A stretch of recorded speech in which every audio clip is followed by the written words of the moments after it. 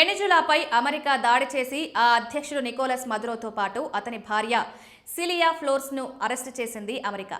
ఆ తర్వాత Delcy Rodriguez ఆ దేశ తాత్కాలిక అధ్యక్షురాలిగా అధికారాన్ని చేపట్టారు.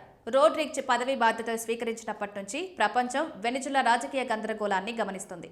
ఈ రాజకీయ గందరగోళం మధ్య వెనిజులా తాత్కాలిక అధ్యక్షురాలు డెల్సీ రోడ్రిగ్జ్ భారతదేశంతో సంబంధం ఉద్భవించింది. ముఖ్యంగా తెలుగు రాష్ట్రంతో అవినాభావ సంబంధం ఉన్నట్లు తేలింది. ఇది ఆమె వ్యక్తిగత జీవితంతో ముడిపడి ఉన్న చర్చనీయాంశంగా మారింది. వెనిజులా తాత్కాలిక అధ్యక్షురాలుగా ప్రమాణ స్వీకారం చేసిన వెంటనే సాయిబాబా ఆలయంలో డెల్సీ రోడ్రిగ్జ్ ఉన్న అనేక ఫోటోలు సోషల్ మీడియాలో వ్యాపించడం ప్రారంభించాయి.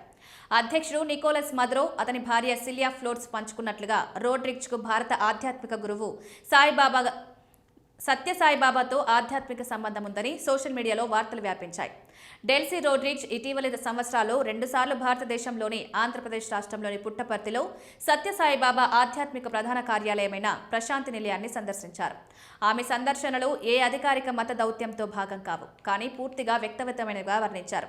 సోషల్ మీడియా ప్లాట్ఫామ్ ఎక్స్లోని సత్యసాయిబాబా అధికారిక ఖాతాలో ఆగస్టు 5, 2023న పోస్ట్ చేసిన డెల్సీ రోడ్రిగ్జ్ సందర్శన ఫోటోలను బహిర్గతం చేశాయి. ఈ ఫోటోల్లో ఆమె సత్యసాయిబాబా సమాధి ముందు నమస్కరిస్తూ పువ్వులు సమర్పిస్తున్నట్లు కనిపించింది.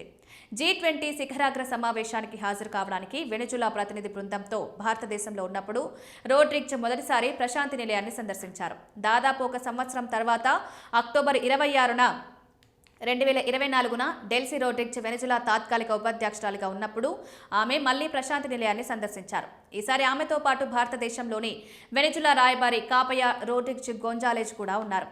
డెల్సీ రోడ్రిగ్జ్ రెండవసారి సందర్శించిన తర్వాత సత్యసాయి ట్రస్ట్ అధికారిక ప్రకటన విడుదల చేసింది. ఆ ప్రకటనలో ఆశ్రమానికి తిరిగి రావడం పట్ల రోడ్రిగ్జ్ తన ప్రగాఢ ఆనందాన్ని వ్యక్తం చేసింది.